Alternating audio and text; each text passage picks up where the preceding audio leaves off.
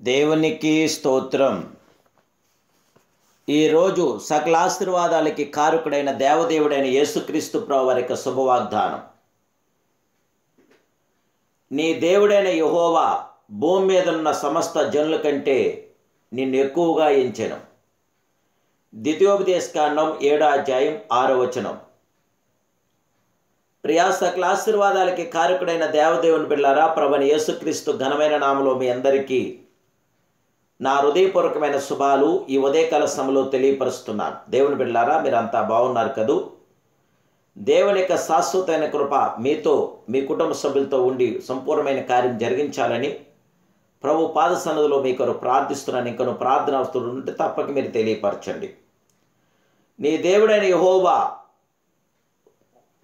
నీ జీవితంలో సంపూర్ణమైన కార్యం జరిగించి సమాధానం ఇవ్వాలని ఆశపడుతున్న గొప్ప దేవుడు. నిన్ను తనకు స్వకీయ జనముగా ఏర్పరచుకొనుచున్న మహిమాన్వితుడైన మీరు ఏర్పరచుకొనబడిన వారు, ప్రభు చేత ముందుగా ఎన్నుకొనబడిన వారు, ఆయన ప్రేమ చేత క్రీస్తులో మనల్ని ఏర్పరచుకునేను. నేను నిన్ను ప్రేమించితిని అని సెలవిస్తున్నాడు మహిమాస్వరూపుడు. మీరు నన్ను ఏర్పరచుకొనలేదు కానీ నేను మిమ్మల్ని ఏర్పరచుకుంటుని అంటున్నాడు అద్వితీయ సత్య స్వరూపుడైన దేవదేవుడు. ఆయన మనలను ఎందుకు ఏర్పరచుకోగలిగాడు?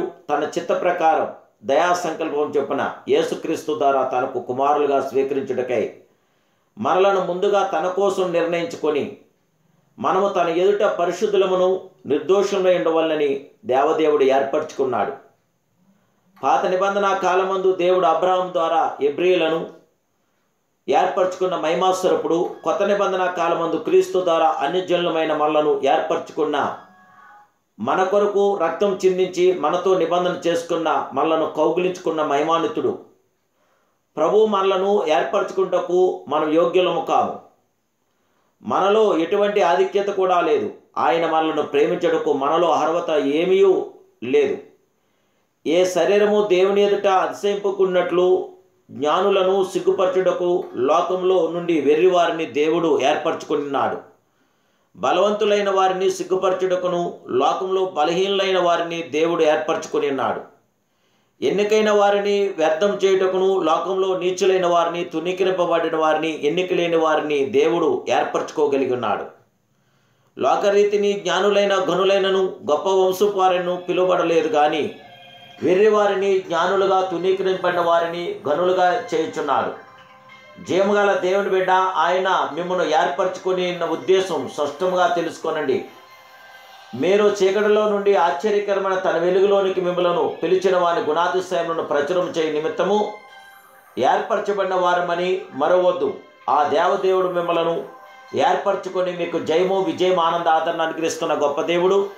ఆ దేవదేవుని యొక్క శాశ్వతమైన కృప, మహిమాస్వరూపుడి యొక్క కృపాక్షాలు మీరు పొందటానికి ఇప్పుడే ఆ జీవగల దేవుడికి ప్రార్థించండి, ప్రార్థనలు ఏకీభించండి. మహాపరిశుద్ధుడు, మహోన్నతుడు, సర్వోన్నతుడైన పరమ తండ్రి, మీ వందనాలు, స్తోత్రాలు నాయన. మీ బిడ్డలైన మమ్మల్ని జ్ఞాపం చేసుకుని మీ సన్నిధానం మాకు దయచేయండి. మమ్మల్ని ఆశీర్వదించండి, దీవించండి, బలపరచండి, స్థిరపరచండి. ఉదయకాలం మీ ఆశీర్వాదాలు మీరు మాకు అనుగ్రహించి దేవానికి స్తోత్రం, మమ్మల్ని ఎంచున్నారు గనక మీ ప్రసన్నమైన ప్రతి కార్యము పట్ల జరిగించమని ఆశీర్వాదకరంగా నిత్యము చేయబడి నడిపించమని అడుగుచున్నాను పరమ తండ్రి. ఆమేన్. ఆమేన్. ఆమేన్. May God bless you.